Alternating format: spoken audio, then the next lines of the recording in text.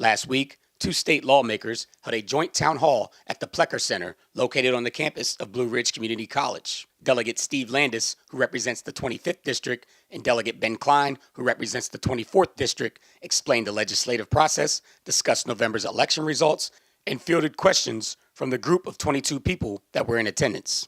Some concerns voters had were internet access and gerrymandering. Delegate Landes said he can't foresee any legislation being introduced to address gerrymandering until the Supreme Court rules on their current case. The problem that we're probably going to have this year is we've got federal case that's in the Supreme Court. There's going to be probably a reluctance to try to determine or guess what the court is going to do, so we're probably going to wait and see what they're going to do. I think their court case, the estimate is that it might be June or July, that the Supreme Court would probably have that decision that would come out. They have to do it in May. But anyway, whenever. This summer, I think, is when I've heard that would be adjudicated. So we'd probably have to wait until then. The most heated issue of the night was this woman's concern over Medicaid expansion. Delegate Landes opposes the proposed Medicaid expansion in its current form. He argued Medicaid takes up 22% of the state's budget already, and that another $583 million is going to be needed to sustain the program as it is right now. Committing Virginia to long-term fiscal policy that would be disastrous. Medicaid is already, with our current program, 22% of the state budget. $583 million more will be needed to fund our program in this current biennium. That's $500 million. When the woman asked why Delegate Landes would be against free federal dollars under the proposed Medicaid expansion, he gave the woman a rundown of the federal government's track record of breaking promises to the states in the past. My concern is, from the state standpoint, the federal government does always make good on its promises. No Child Left Behind was not supposed to cost anything for states. It ended up costing Virginia lots and lots of money for a program that we already had in place with our standards of learning. After the completion of the town hall, Breaking Through caught up with the delegates.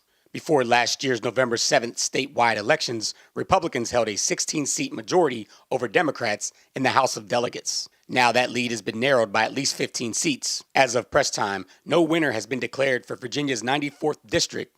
After a recount, Democrat Shelley Simons appeared to have won the race by one vote, but a three-judge panel ruled the race a tie, meaning the winner could be decided by a coin toss. And even then, the loser could request another recount. Shelley Simons filed a motion asking the judges to reconsider their decision. If Simons wins the seat, the House of Delegates will be an even split, with 50 Republicans and 50 Democrats. Landes, who is a Republican, explains what would have to happen for any meaningful legislation to pass under those circumstances. Bipartisan, I think, is the name of the game if it's a 50-50 split. But I think for those of us who have been there a while, it also takes somebody that knows how to get things done. So you're going to need to know how to reach across the aisle.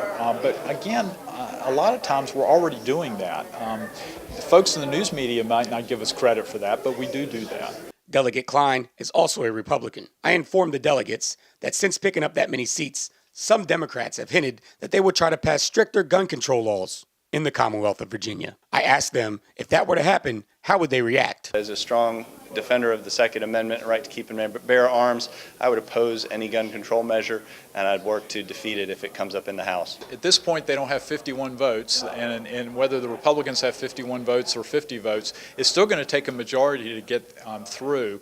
I think it depends on what those gun control laws are and what they're proposing. If they're common sense, public safety oriented, there may be some bipartisan support for those. If it infringes on people's Second Amendment rights, at least for those of us that represent rural areas, that's going to be problematic. If you want a chance to ask Delegate Landes some questions yourself, he will be holding another joint town hall tomorrow, January the 3rd at 6:30 p.m. with 26th District Delegate Tony Wilt at the Plecker Center. Delegate Ben Cline is one of 7 Republicans seeking the Republican nomination for the 6th District United States House of Representatives, after 13-term Congressman Bob Goodlatte announced he will not seek re-election next year. Tomorrow night, Delegate Cline and the 6 others seeking the nod will be at a press meeting at the Stonebridge Center in Natural Bridge Station, Virginia, at 6 p.m. Breaking Through will be in attendance and will bring our viewers a full report. Before parting ways, we asked Delegate Cline why he felt he was the right choice for the Republican nomination. I'm the candidate with the experience, the conservative record to lead the 6th District and hopefully deliver real change to Washington. In Weyers Cave, Theodore Whitelow for Breaking Through.